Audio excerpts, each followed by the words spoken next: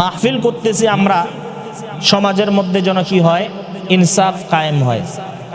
কিন্তু বর্তমান এই মাহফিল করতে গিয়ে মাহফিলের মধ্যে ইনসাফ নাই।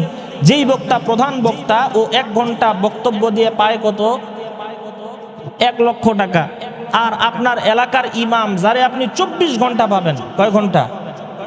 আপনার বাসায় বিপদ হলে যেই ইমাম আগে যাবে, ওরে না দেখার কথা ছিল? আপনার শরীরে, আপনার পরিবারে যদি কেউ অসুস্থ হয়ে যায়, যেই ইমাম আগে যাবে ওর বেতন হলো 5,000 7,000। আর আপনি যেই বক্তা 1 ঘন্টা বয়ান করলো, ওরে দেন আপনি কত? 1 লক্ষ টাকা। ওই 1 লক্ষ টাকা দিয়ে আপনার ইমামের 1 বছরের বেতন হয়ে যাবে। আর যেই বক্তাকে 1 লক্ষ টাকা দিলেন, ও তো গোটা বছরে, ও সারা জীবন আপনি ওরে খুঁজে পাবেন না, পাবেন নাকি? এটা কেমন ইনসাফ? আল্লাহ বলেন ইন্নাল্লাহা ইয়া'মুরু বিল আদল।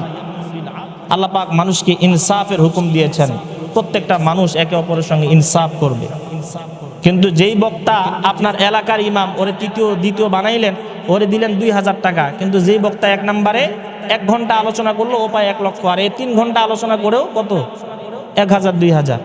অথচ এটা আপনার এলাকার ইমাম, এ আপনার বিপদে আপদে আপনি মারা গেল, সর্বপ্রথম সে হাজির হয়ে যাবে। আর যেই বক্তারে আপনি এত টাকা দিলেন, ও সারা জীবন আপনার সঙ্গে জীবনে দেখা করবে না, ও তো উদ্দেশ্য নিয়ে আসছে। এই জন্য ইনসাফ করা লাগবে। আপনাদের মসজিদের ইমামগুলো, আপনাদের এলাকার ইমামগুলো, এদেরকে সম্মান করা দরকার। কারণ এরাই আপনাদের বিপদে আপদে সব সময় আপনাদের পাশে থাকবে।